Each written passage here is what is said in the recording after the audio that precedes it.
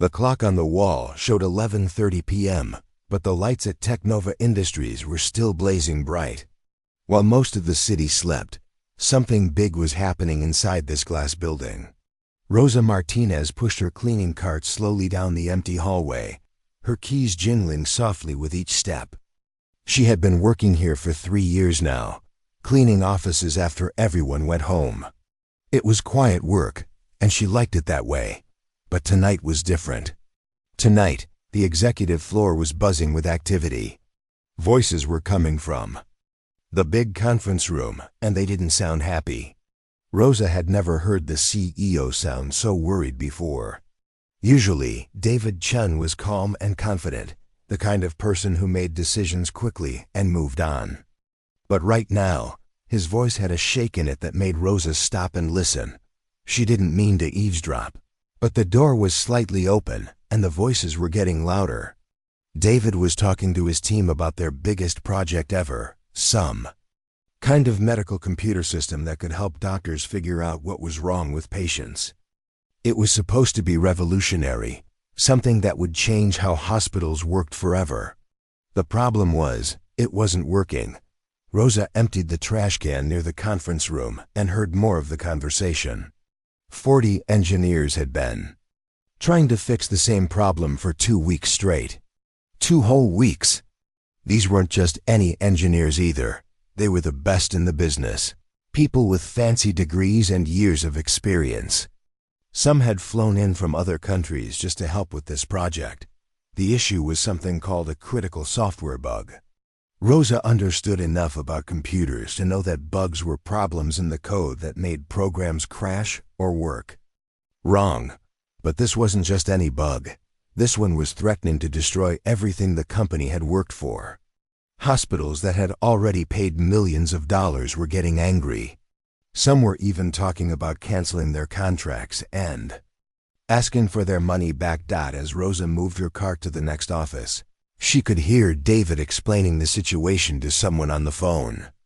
Probably a board member or investor. The stress in his voice was clear. He kept saying things like, "We're running out of time, and I don't know what else to try." This was a man who usually had all the answers, but tonight he sounded lost. Rosa had always been a good listener. Growing up, her mother used to say she noticed things other people missed. While cleaning these offices every night, she had picked up a lot about how the company worked. She understood their projects better than most people realized. The engineers often worked late, and she would clean around them, quietly observing their screens and listening to their discussions about code and algorithms. The medical diagnostic system they were trying to build was supposed to help doctors in emergency rooms. When someone came in with chest pain or breathing problems, the system would analyze their symptoms and test results in seconds, giving doctors suggestions about what might be wrong. In a busy hospital, those seconds could mean the difference between life and death. Rosa moved into David's office to empty his trash and dust his desk. The papers scattered everywhere told the story of desperation.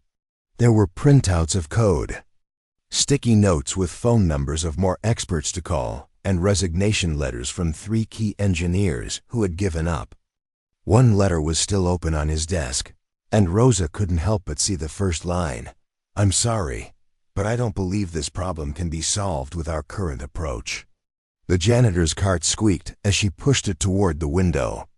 Outside, the city was peaceful, but inside this building, careers were on the line. The company had bet everything on this project. If it failed, hundreds of people would lose their jobs. Worse than that, hospitals around the world would have to keep using their old, slower systems.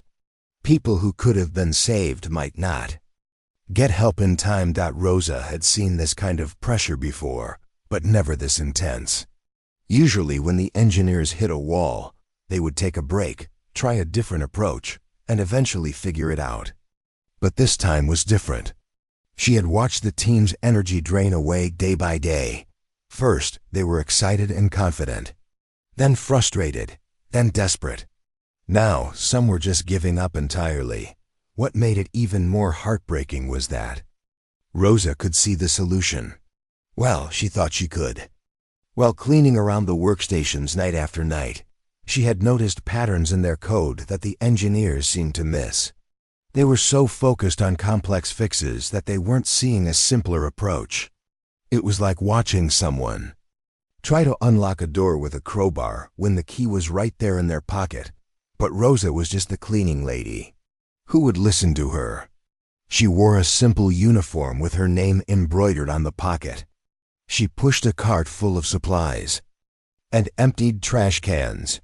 In everyone's eyes, she was invisible, useful but not important. The engineers were polite when they saw her, sometimes nodding hello or saying thank you when she cleaned their desks. But none of them really saw her as a person with ideas worth hearing. The irony wasn't lost on Rosa. She had once been one of them, sitting at a computer, writing code, solving complex problems. But life had taken her down a different path. Sometimes she wondered what would have happened if things had been different, if circumstances hadn't forced her to take whatever job she could find. But there was no point in dwelling on the past. This was her life now, and she had made peace with it. As she finished cleaning David's office, Rosa heard him getting off another phone call. His voice was exhausted. "I don't know what else to try," he said to someone. "We've brought in experts from everywhere. We've tried every approach I can think of. If we don't figure this out by Thursday, the board is going to shut down the whole project." Thursday. That was only 2 days away. Rosa felt a knot form in her stomach. She had grown fond of this place and these people over the past 3 years. She didn't want to see them fail, especially when she believed the answer was right in front of them. The medical system they were building could help so many people. It would be tragic to see it die because of a problem that seemed solvable. Rosa finished her rounds and headed back to the supply closet to put away her cart. The building was finally getting quiet. Most of the engineers had gone home, defeated for another day. David was still in his office, probably trying to figure out what miracle might save his company. In 12 hours, they would all be back, ready to try again. But Rosa could tell their hope was fading fast. As she hung up her cleaning supplies and prepared to go home, Rosa made a decision that would change everything. She couldn't watch this company destroy itself over a problem she believed she could fix. It was time to step out of the shadows and take a risk that could either save Teknova Industries or cost her the only job that had given her stability. For the past 3 years, tomorrow night, she would do something that would shock everyone who thought they knew the quiet woman who cleaned their offices. Rosa Martinez was about to reveal a secret that had been hiding behind her uniform for far too long. It was 2:15 in the morning when David Chun finally looked up from his computer screen. His eyes were burning from staring at code for hours, and his head was pounding. The office was dead quiet except for the hum of computers and the soft sound of someone working in the background. He rubbed his temples and tried to think of what else he could possibly do to save his company. The resignation letters on his desk seemed to mock him. 3 of his best engineers had quit in the past day. Not fired, they had actually quit. These were people who had been with the company for years, people he trusted, people who had never backed down from a challenge before. But this problem had broken them. When smart, experienced engineers start walking away, you know you're in serious trouble. David picked up one of the letters and read it again. "I've given everything I have to this project, but I can't solve what can't be solved. It's time for me to move on before this destroys my confidence entirely." The words hit him like a punch to the gut. He had built this company from nothing, and now he was watching it crumble because of one stubborn piece of code that refused to work. The board meeting was scheduled for tomorrow afternoon. David knew exactly what was going to happen. The investors would look at the numbers, see the money being burned every day, and make the logical business decision. They would shut down the medical diagnostic project and probably fire him too. 40 engineers, 2 weeks and millions of dollars later. They had nothing to show for it except a system that crashed every time it tried to process. Complex medical data. That's when David noticed Rosa. She was in the corner of his office, quietly, organizing the papers that his frustrated team had scattered everywhere during their last meeting. She moved with the same calm efficiency she always had, as if the chaos around her didn't affect her at all. For a moment, David just watched her work. There was something almost peaceful about her presence in the middle of all this stress. Rosa had been cleaning these offices for 3 years. David saw her almost every night when he worked late, which was often. She was always professional, always did her job well, never complained about the mess his team sometimes left behind. But tonight, something was different about the way she moved around the office. She seemed to be paying extra attention to the papers on his desk, the diagrams on the whiteboard, the code printouts scattered on the floor. "Rosa," David said suddenly, surprising himself. She looked up from the stack of papers she was organizing. "I'm sorry, I didn't mean to startle you. It's just ... You've been here every night for 3 years. You've seen all of this." He gestured at the chaos around them. "Have you noticed anything? I mean, about the way my team works, or the patterns in what they're doing?" Rosa paused, holding a stack of papers in her hands. For a moment, David thought she was going to give him the standard response, a polite smile and something about how she just cleaned the offices and didn't pay attention to the technical work. But instead, she set the papers down carefully and looked at him with an expression he had never seen before. "Mr. Chun," she said quietly, "I've been watching your team work on this problem for 2 weeks. I see the same pattern every night. They write code, test it, it fails. They try to fix it with more code, and it fails again. But they're all approaching it from the same direction." David felt his heart skip a beat. Rosa wasn't just making small talk. She was talking about their approach to the problem with understanding that surprised him.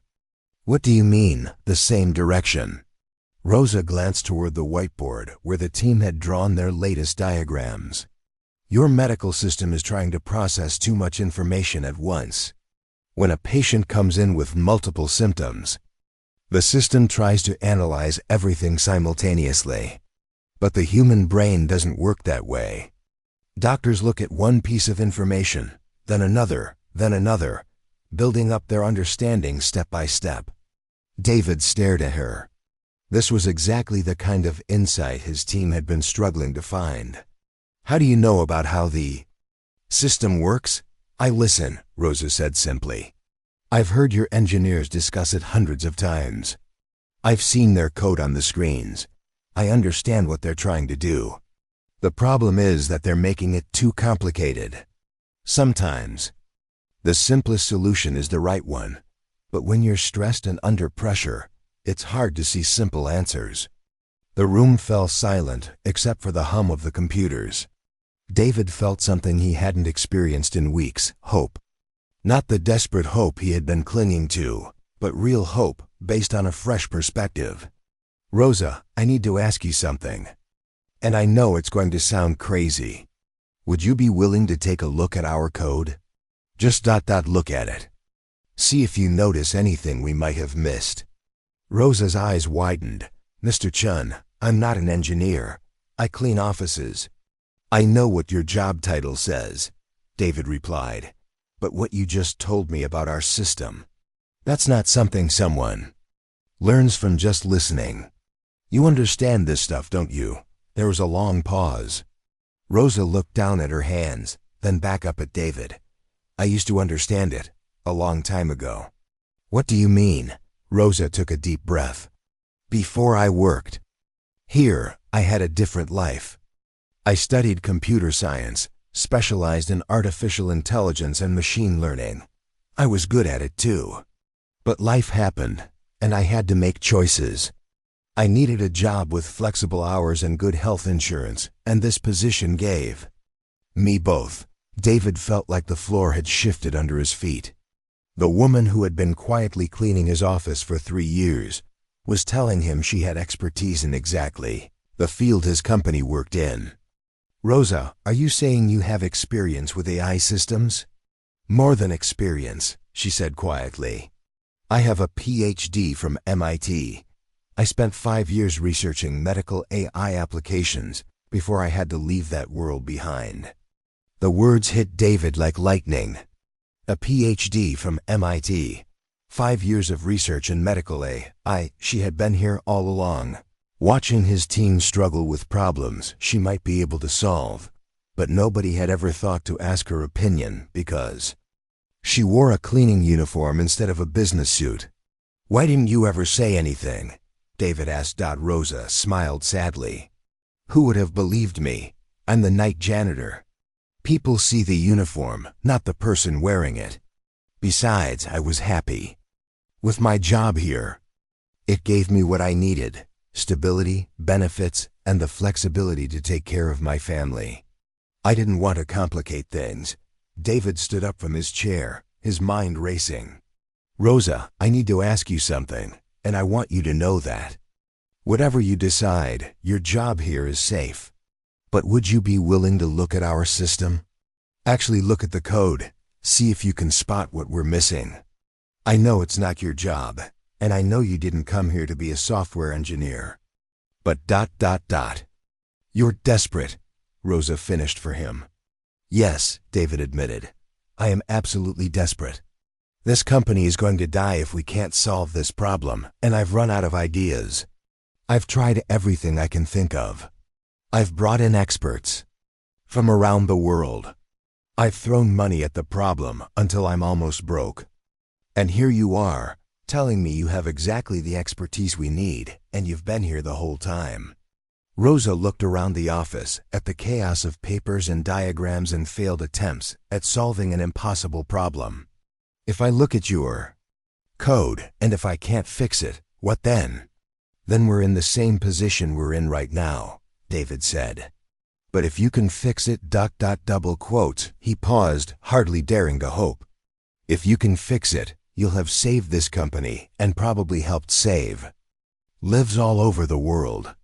Rosa was quiet for a long moment, thinking. Finally she nodded. Give me access to a computer. I'll need to see everything. The code, the test data, the error logs, all of it. And I'll need you to promise me something. Anything. Promise me that if this doesn't work, I can go back to my regular job tomorrow night like nothing happened. I don't want things to be awkward between us. David extended his hand. You have my word.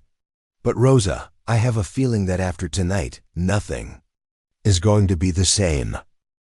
Rosa sat down at the computer terminal, her fingers hovering over the keyboard for just a moment. It had been 3 years since she had written a single line of code.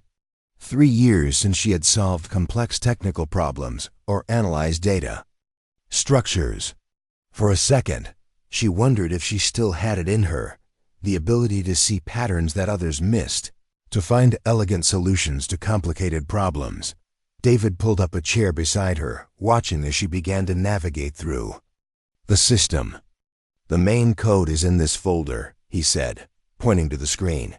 But honestly, it's a mess right now. 40 different engineers have been working on it, and everyone has their own style. Rosa nodded, her eyes already scanning the lines of code. I can see that, she said softly. It's like 40 people trying to paint the same picture, but each one is using different colors and techniques. As she scrolled through the files, Rosa could feel something awakening in her mind. It was like riding a bicycle after years of not touching one. The muscle memory was still there, buried under layers of daily routines and other responsibilities. The logic of the code began to make sense to her, and she could see the problem almost immediately. Here, she said, pointing to a section of code, and here. And this part too.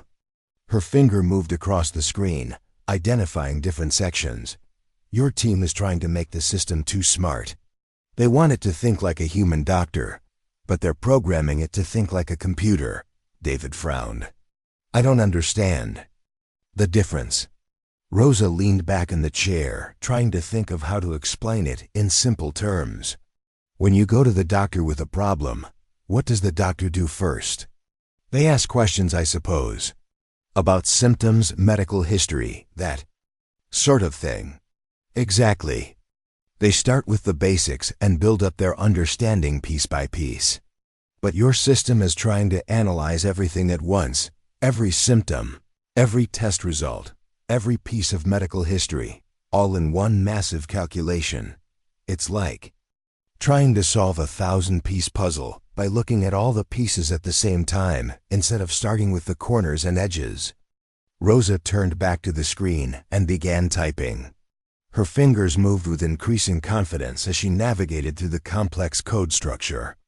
The system needs to be redesigned to work more like a doctor's thought process. First, identify the most critical symptoms. Then, based on those symptoms, determine what additional information is needed. Then analyze that information to narrow down the possibilities. That sounds like it would take longer, David said. Actually, it would be much faster, Rosa replied, her fingers flying across the keyboard now. Right now, your system is trying to process everything simultaneously, which is why it keeps crashing. It's like trying to pour a gallon of water through a straw. But if you break it down into smaller sequential steps, each step is simple and fast. Hours passed as Rosa worked. David had offered to get her coffee, but she was so focused that she barely heard him. She was in a zone that she hadn't experienced in years, that perfect state where complex problems became clear and solutions seemed obvious. It was like speaking a language she had forgotten she was fluent in. The code on the screen began to transform under her fingers. She wasn't just fixing the bug that had stumped 40 engineers. She was rewriting entire sections to make them more efficient. Where the original code had been like a tangled mess of wires, Rosa's version was clean and organized, with each function having a clear purpose. "This is incredible," David whispered, watching her work. "You're not just fixing the problem, you're making the whole system better." Rosa paused for a moment, stretching her fingers. The original design wasn't wrong, it was just incomplete. Your team had all the right ideas, but they were implementing them in the wrong order. It's like trying to build a house by starting with the roof instead of the foundation. She turned back to the screen and continued working. The medical diagnostic system was beginning to take shape in a way that made sense. Instead of one massive program trying to do everything at once, Rosa was creating a series of smaller, interconnected programs that worked together like a well-coordinated team. "The key," she explained as she worked, "is to understand that medical diagnosis is not about finding the right answer immediately. It's about eliminating wrong answers systematically until you're left with the most likely possibilities." Your system was trying to find the right answer from the beginning, which is why it kept getting overwhelmed. By 4 a.m., Rosa had completely restructured the core algorithm. She had taken the original code, thousands of lines written by dozens of engineers, and simplified it into something that was both more powerful and easier to understand. The system that had been crashing every few minutes was now running smoothly, processing test cases faster than anyone had thought possible. "I need to test this with real data," Rosa said, pulling up a database of medical cases that the team had been using for testing. "Let's see how it handles some of the cases that were causing crashes before." She input a complex case, a patient with multiple symptoms that could indicate several different conditions. The old system would have tried to analyze all possibilities simultaneously and crashed. Rosa's new version approached it step by step, first identifying the most serious symptoms, then analyzing related factors, and finally presenting a ranked list of possible diagnoses with confidence levels for each. The result appeared on the screen in less than 2 seconds. Not only had the system not crashed, but it had provided a more accurate diagnosis than any of the previous versions had been able to deliver. "This is impossible," David said, staring at the screen. "Our team spent 2 weeks on this problem. How did you solve it in 6 hours?" Rosa smiled, but there was something sad in her expression. Sometimes you need fresh eyes to see a problem clearly. Your team was so focused on fixing what they thought was broken that they didn't step back and ask whether the approach itself was right. She ran several more test cases, each one more complex than the last. The system handled them all flawlessly, not only providing accurate diagnoses, but doing so faster than anyone had expected. In some cases, it was actually outperforming human doctors in terms of speed and accuracy. "Rosa," David said quietly, "do you realize what you've just done? This system is going to save lives, thousands of lives, maybe millions." Rosa looked at the screen, where her code was processing another test case successfully. "I used to dream about creating something like this," she said softly. "Back when I was in graduate school, I thought I would spend my career building AI systems that could help doctors save people. I never imagined I would actually get the chance to do it." "Why did you stop? What happened to your career in AI?" Rosa was quiet for a moment, her fingers still moving across the keyboard as she fine-tuned the system. "My husband got sick, cancer. I had to take care of him and our 2 kids, and I needed a job with flexibility and good health insurance. Graduate research doesn't pay well, and it doesn't give you time to spend in hospitals with someone you love." David felt a weight in his chest. "I'm sorry, I didn't know." "He passed away 2 years ago," Rosa continued. "By then, I had been out of the tech world for so long that I didn't know how to get back in. My knowledge was outdated, my contacts were gone, and I was just trying to survive day by day. This job gave me stability when I needed it most." She saved the final version of the code and turned to face David. "But tonight, I remembered who I used to be. And maybe, just maybe, I remembered who I could be again." The sun was starting to rise outside the office windows. Rosa's shift was officially over, but she had just completed the most important work of her life. The system that had been impossible to fix was now not just working, but working better than anyone had dared to hope. "Rosa," David said, "I don't think you're going to be cleaning offices much longer." When the engineers started arriving at work the next morning, they found something they couldn't believe. The system that had been crashing every few minutes for 2 weeks was running perfectly. Not just running, it was flying through test cases that had been impossible to solve before. The diagnostic accuracy was incredible, and the speed was 3 times faster than their best projections. Tommy Rodriguez, the lead engineer, stood in front of the main computer screen with his mouth open. "This can't be right," he muttered, running the same test case for the 3rd time. "Yesterday, this exact scenario crashed the system instantly. Now it's giving us perfect results in under 2 seconds. Other team members gathered around, equally confused. They had left the office defeated the night before, convinced that the project was doomed. Some had even started updating their resumes, preparing for the inevitable layoffs that would follow the project's cancellation. But now, somehow, everything was working exactly as it was supposed to. "Did someone from corporate bring in a new team overnight?"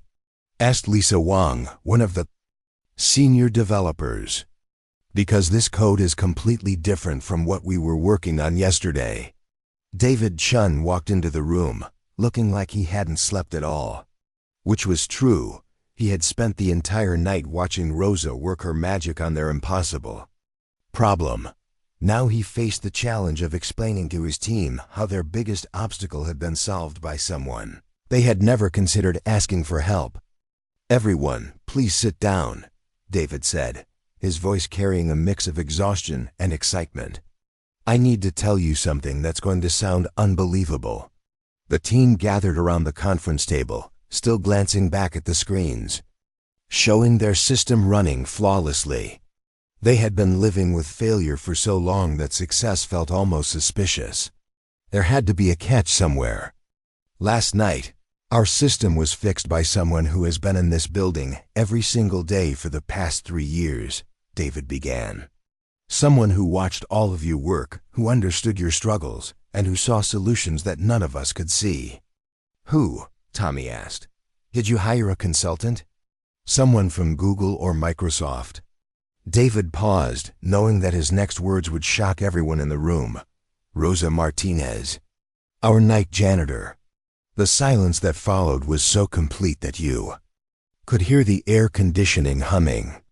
Several team members looked around the room as if David might be joking. Others stared at him with expressions of complete confusion. "I'm sorry," Lisa said finally. "Did you just say that the cleaning lady fixed our code?" "Rosa has a PhD in computer science from MIT, David explained. "She specialized in artificial intelligence and medical applications. Before she came to work here, she spent 5 years doing advanced research in exactly the field we're working in." The team exchanged glances, still trying to process this information. Tommy shook his head slowly. "But she cleans our offices. She empties our trash cans. How is that possible?" David spent the next hour explaining Rosa's story. How life circumstances had forced her to leave her research career. How she had needed a job with flexibility and benefits to care for her sick husband. And how she had been quietly observing their work while maintaining her role as a janitor. "She's been watching us fail for 2 weeks, David continued, seeing solutions that we couldn't see, but never saying anything because she didn't think anyone would listen to her. The revelation hit the team like a wave. They began remembering interactions with Rosa, how she always seemed to pay attention to their work, how she carefully organized their papers instead of just throwing them away, how she never seemed bothered by working around their late-night sessions. "I feel like an idiot," Tommy said, running his hands through his hair. "She was right there the whole time. The answer to our problem was literally in the same room with us every night." Lisa was staring at her computer screen, where Rosa's elegant code was still running perfectly. "This is some of the cleanest, most efficient programming I've ever seen. The way she restructured the diagnostic algorithm, it's brilliant. It's exactly what we should have done from the beginning."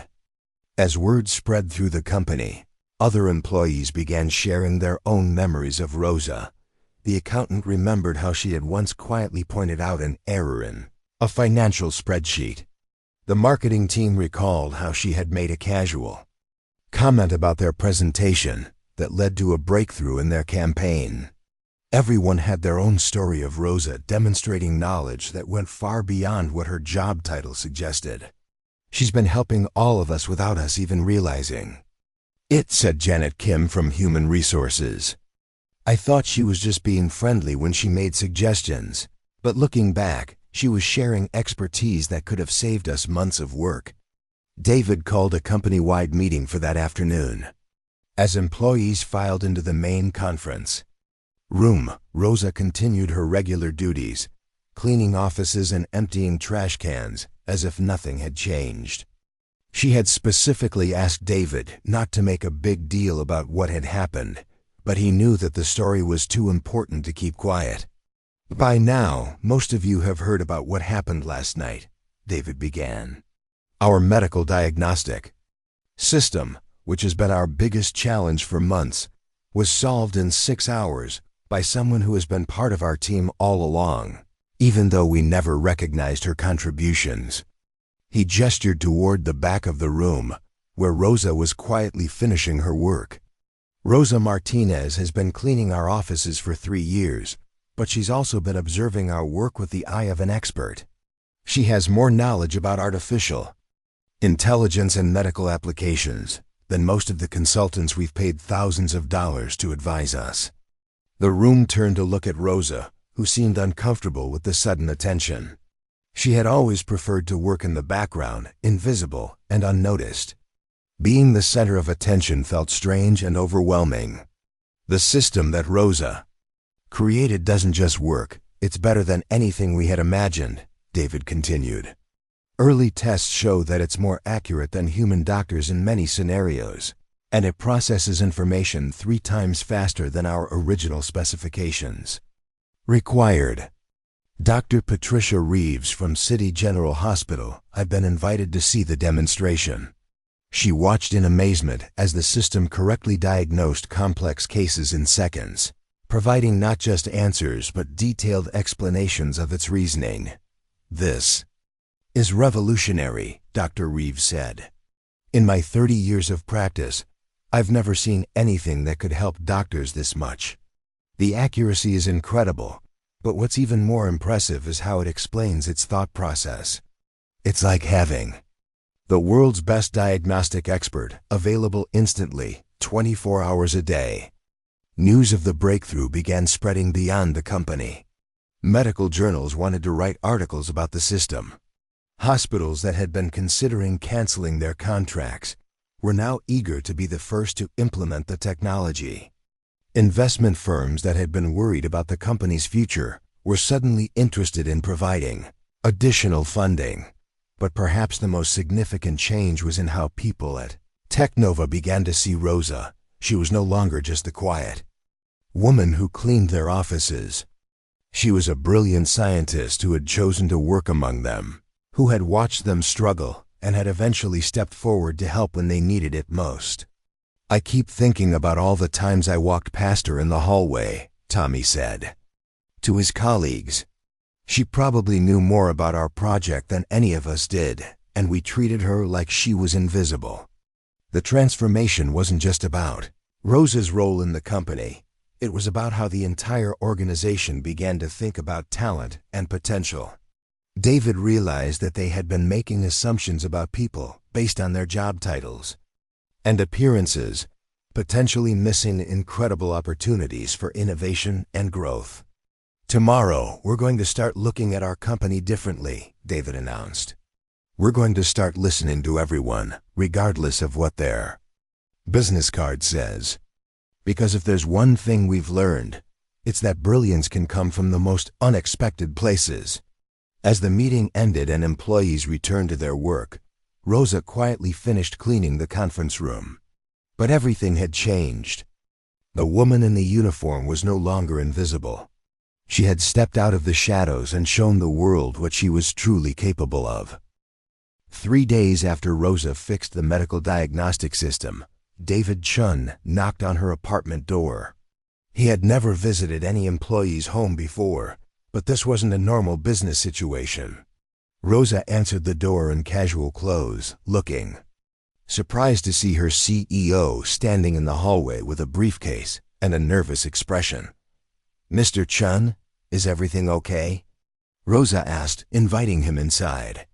Her apartment was small but comfortable, with family photos on the walls and her children's school artwork displayed on the refrigerator. It was the home of someone who valued simple pleasures and close relationships over expensive things. "Rosa, I came here to offer you a job," David said, sitting down on her couch. "But not just any job. I want to offer you the position of Chief Technology Officer of Technova Industries." Rosa stared at him for a long moment, then started laughing. Not mean laughter, but the kind of surprised laughter that comes when something is so unexpected that you don't know how else to react. "Mr. Chun, 3 days ago I was emptying your trash can. Now you want me to run your entire technology department?" "You saved our company," David said seriously. "More than that, you created something that's going to change how medicine works around the world. Hospitals are calling us every day wanting to license your system. Investment companies are offering us millions of dollars. Medical journals want to write about what you built. Rosa, you didn't just fix our problem, you created a revolution." Rosa walked to her kitchen and put on a pot of coffee, needing time to think. Through the window, she could see her kids playing in the courtyard below. Her daughter Aina was helping her younger brother Carlos with his homework, just like Rosa used to help her own siblings when she was growing up. "I appreciate the offer," Rosa said finally. "But I need to think about my family. My kids need stability. They need their mom to be available when they get home from school. The night cleaning job gave me that flexibility." David nodded, understanding her concerns. "What if I told you that this job could give you even more flexibility? You could set your own hours, work from home when needed, and earn enough money to hire help when you need it. Plus, your kids would get full college scholarships as part of the benefits package." Rosa turned from the coffee pot, her eyes wide. College scholarships? Rosa, what you built in 6 hours is worth more than some companies make in their entire existence. You deserve to be compensated fairly for your talent, and your family deserves to benefit from your incredible abilities. Over the next hour, David explained his vision for Rosa's role in the company. She wouldn't just be fixing other people's problems. She would be leading the development of new technologies that could help people around the world.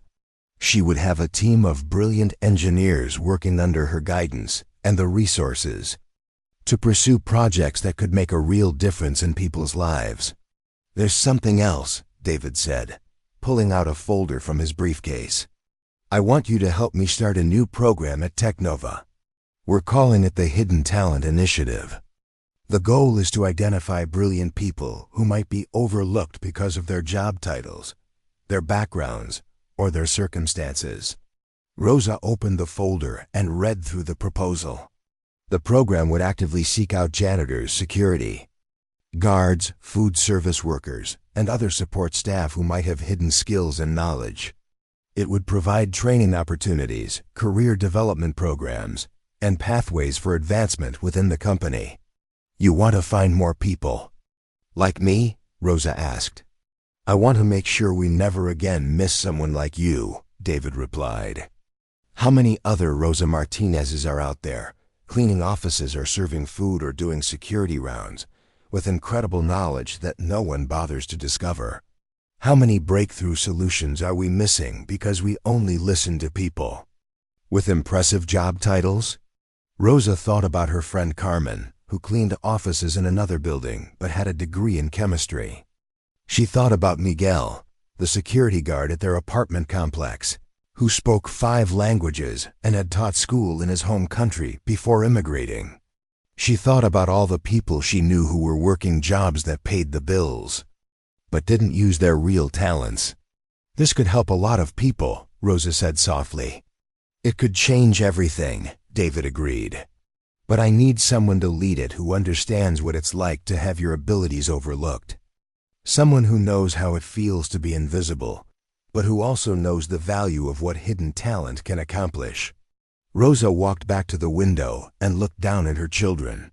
Aina was 13 now, already showing signs of the same curiosity about science that Rosa had felt at that age.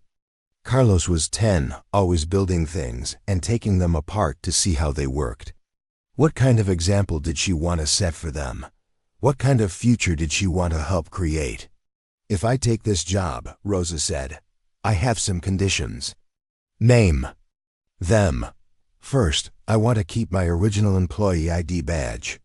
The one that says Rosa Martinez, Janitorial Services. I want to frame it in my new office to remind myself where I came from, and to remind everyone else that talent comes in all forms. David smiled. Done. What else? Second, I want to personally interview every person who applies for our Hidden Talent program. Not HR, not a committee me. I want to look them in the eye and listen to their stories, because sometimes the most important things about a person can't be written on a resume. Absolutely. Anything else? Rosa took a deep breath. Third, I want to donate half of my salary to a scholarship fund for single parents who want to go back to school. People shouldn't have to choose between taking care of their families and pursuing their dreams. David felt a lump in his throat. Even in her moment of greatest opportunity, Rosa was thinking about how to help other people who faced the same challenges she had overcome. Rosa, he said, I think you're going to be the best CTO this company has ever had. 6 months later, the medical diagnostic system that Rosa had created was being used in over 200 hospitals across the country. Doctors reported that it was helping them catch diseases earlier, avoid misdiagnoses, and treat patients more effectively. The system had already been credited with saving dozens of lives, and those numbers were growing every day. Rosa's Hidden Talent Initiative had identified and promoted 15 employees who had been working in support roles, despite having advanced degrees and specialized knowledge. A security guard with an engineering background was now designing building security systems. A cafeteria worker with a marketing degree was developing employee wellness programs. A maintenance worker with computer skills was helping to optimize the company's network infrastructure. But the most significant change was in the company culture itself. Teknova had become a place where everyone's ideas were valued, where people were encouraged to share their knowledge regardless of their job title, and where innovation could come from anywhere.